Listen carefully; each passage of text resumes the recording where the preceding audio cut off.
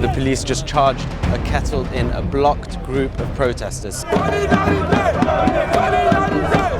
Le pays plus raciste du monde, c'est la France. Les Noirs qui sont morts pour la France, les Gilets Noirs continuent la légende.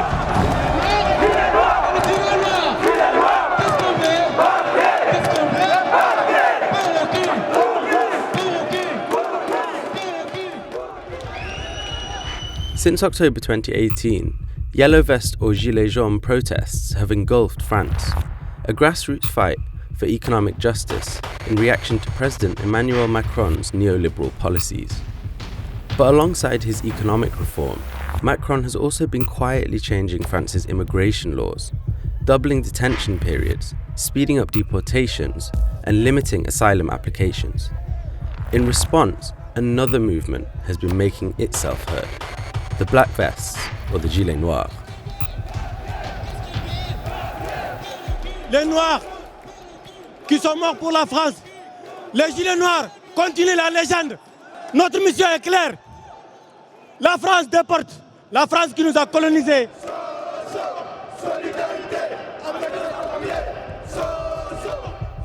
On July 12, 2019, activists from the Gilets Noirs, a movement that's led and organised by undocumented workers, known in France as the sans-papiers, staged a sit-in at one of France's most historic buildings, the Panthéon, and from there they caught the world's attention. But this wasn't their first action. On May 19, 2019, they occupied the Charles de Gaulle airport, demanding to speak to the CEO of Air France, who they say collaborates in the state deportation of the sans-papiers. And on June 13, 2019, they occupied the headquarters of one of the world's largest catering companies, Elio. We caught up with them in Paris.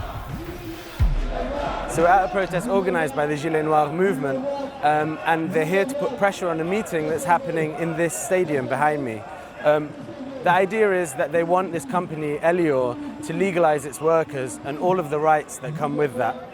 But really what's quite incredible is that a group of people who occupy such a precarious position in a society have managed to come together, organise, and get a company as powerful as this to the negotiating table.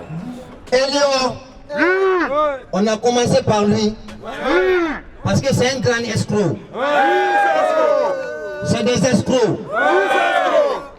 Et on vient juste de commencer. Bakary is a sans-papier and a member of the Gilets Noirs. His name has been changed and his identity hidden as he faces deportation if singled out by the French state. He told us that Elio was not only exploiting sans-papier labour, but also using that labour to cater to different parts of France's immigration infrastructure. Elio's sans-papier workers cater and clean the courtrooms and deportation centres to which they themselves could later fall victim. Les centres de rétention, tu travailles contre un sans-papier et tu construis le centre de rétention des sans-papiers.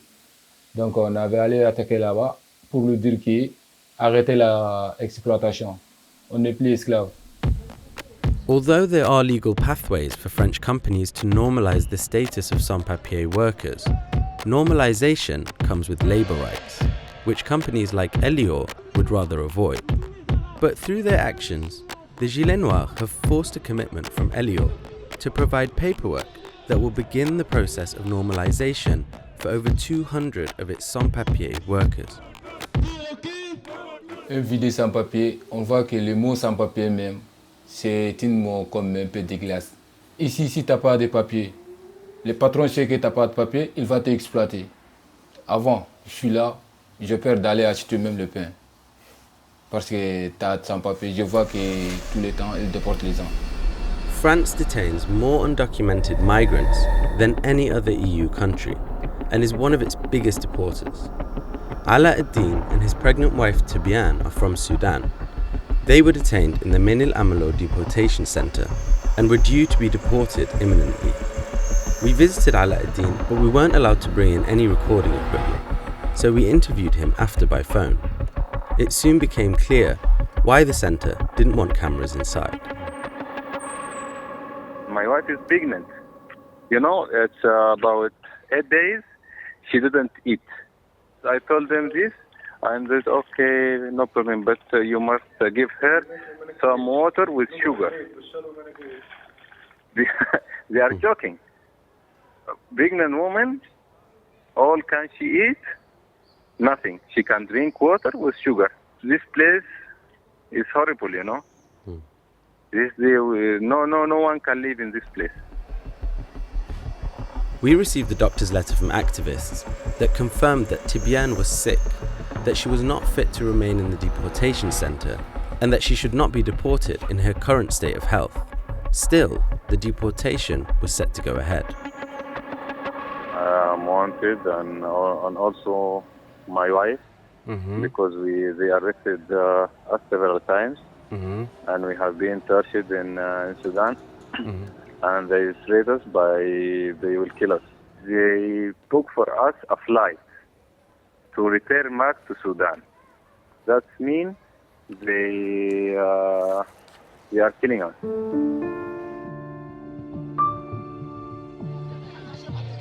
Since the introduction of the new immigration laws, deportations have increased by at least 20%, and many of these are carried out by force.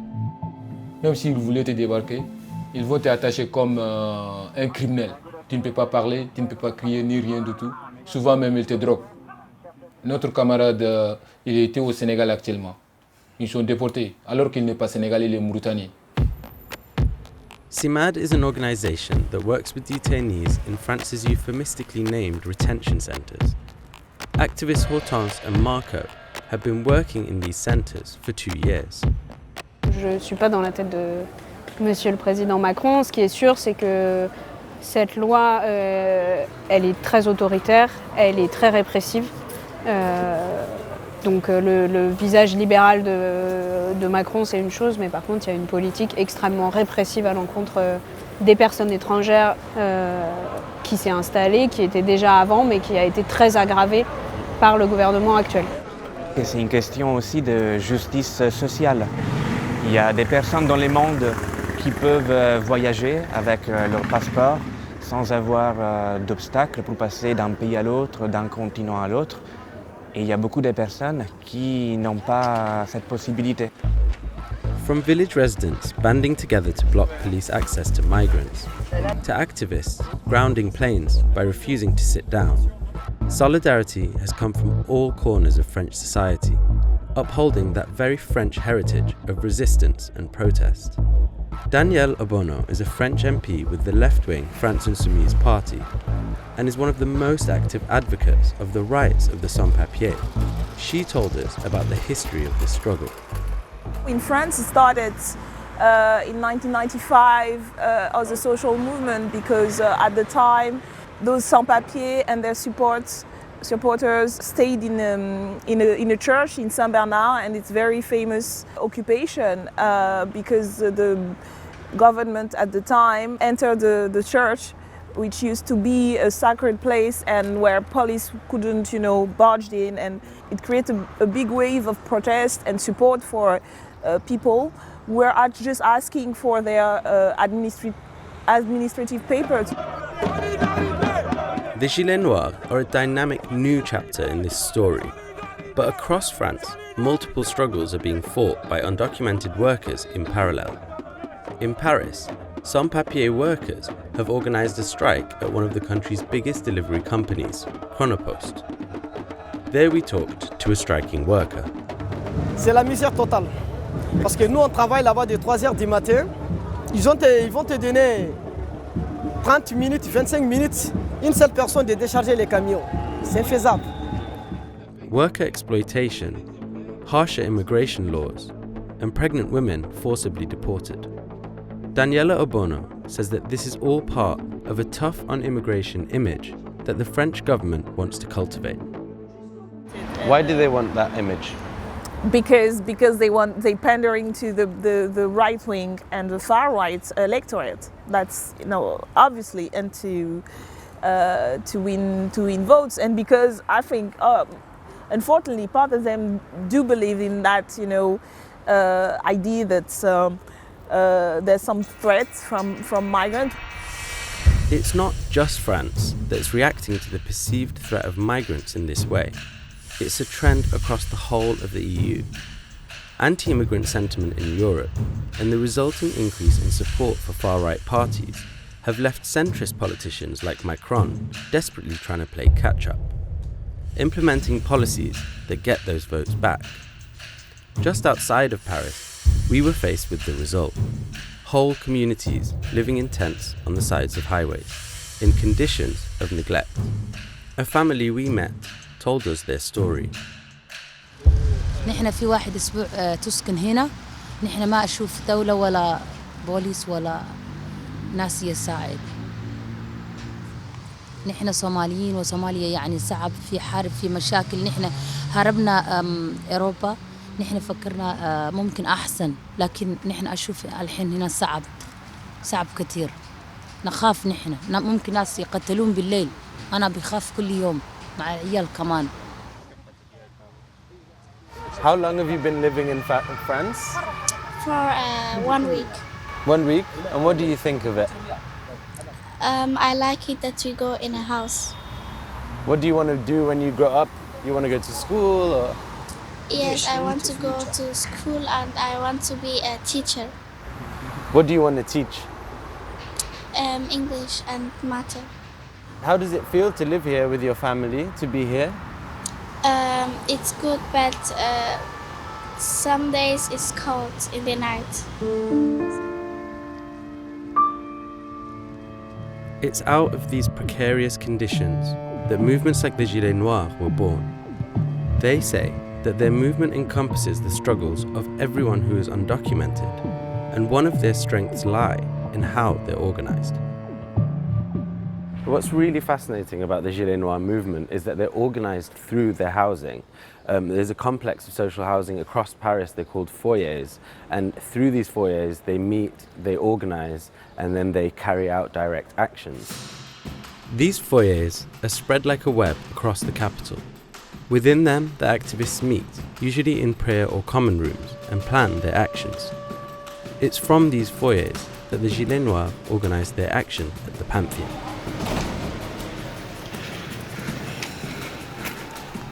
We were the only international media that was present for the entire action, including its aftermath.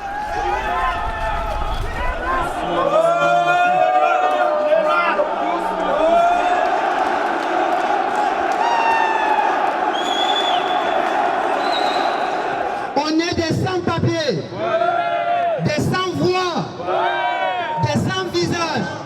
مرأة وزوجها مفروض يرحلوهم للسودان رغم إنه المرأة كانت مشاركة في الثورة وزوجها مشارك في الثورة وفرنسا عارفة إنه السودان فيه ثورة. La femme s'appelle Tibiane et l'homme s'appelle Ala Eddin.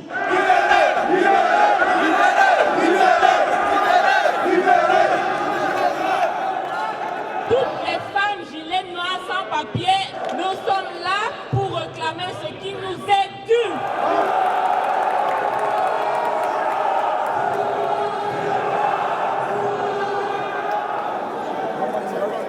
Okay, so at first they said no one's allowed to use the toilet, they've closed all the toilets. And now more police have come and they're just telling everyone to sit down. It looks like the police have called in the reinforcements.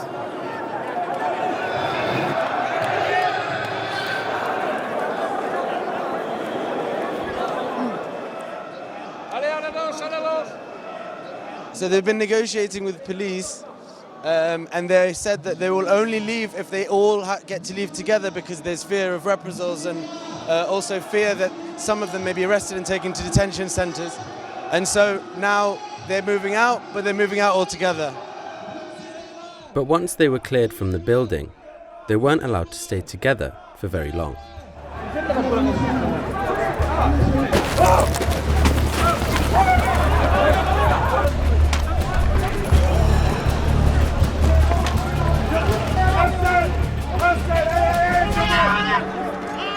I can't really believe what we've just witnessed. The police just charged a kettled in a blocked group of protesters. So there's a line of police behind them, there's a line of police in front of them, and they charged at them. Of course, the only thing that will happen is everyone is going to get crushed.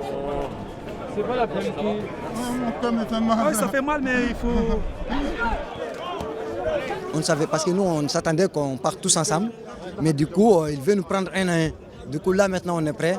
Du coup, soit ils nous laissent partir, ou bien ils nous embarquent tous. En profitant de leur situation, sachant qu'ils n'ont pas de papier, et ils ne sont pas considérés, c'est comme des animaux. Why do you think they reacted in this way? Because they're afraid.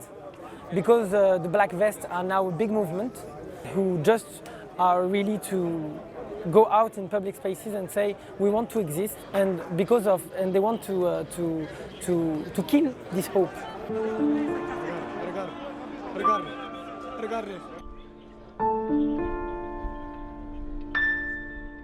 After the fourth charge by the police, it seemed like they would continue until everyone was injured or detained. But just as we were expecting a new charge, MP Daniela Obono arrived. Soon after, the police left, finally allowing the solidarity demonstrators outside to join them.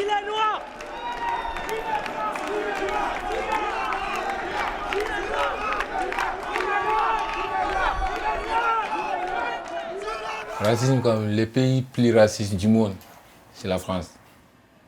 Avant notre grand-père et notre arrière-grand-père, qui est mort à propos de France. Mais aujourd'hui, le plus ennemi d'Afrique, c'est France. C'est la France qui est en train de détruire l'Afrique. Toutes les guerres qui sont en train de passer l'Afrique, c'est la France. Since the so-called end of French colonialism in Africa, France has militarily intervened on the continent over 30 times and has had a role in deposing multiple sitting heads of state, including the killing of Libya's Muammar Gaddafi and the assassination of Burkina Faso's Thomas Sankara. Through its military presence in Africa, France secures and maintains access to strategic raw materials, among them oil, gas, uranium, and gold. Through its CFA currency, France holds 50% of the foreign reserves of 14 African nations and wields huge influence over their economies. It's this backdrop of neo-colonial military intervention and extraction that backgrounds the struggle of the sans-papiers, many of whom hail from France's former colonies. Dates back to colonial slavery time, and when institutional racism started. The systemic nature of it was just reproduced and helped maintain colonialism after slavery, and then after colonialism it's just it took another form. Et quelle est notre vie encore? Ici on n'a pas de vie, chez nous on n'a pas de vie. Même si vous n'aimez pas les Noirs, arrêtez la guerre chez nous, on reste chez nous. Tous ces problèmes qui sont en train de passer là-bas, c'est pour cela qu'on est en train de mourir dans les Méditerranéens, de venir ici. Tout ça c'est la France.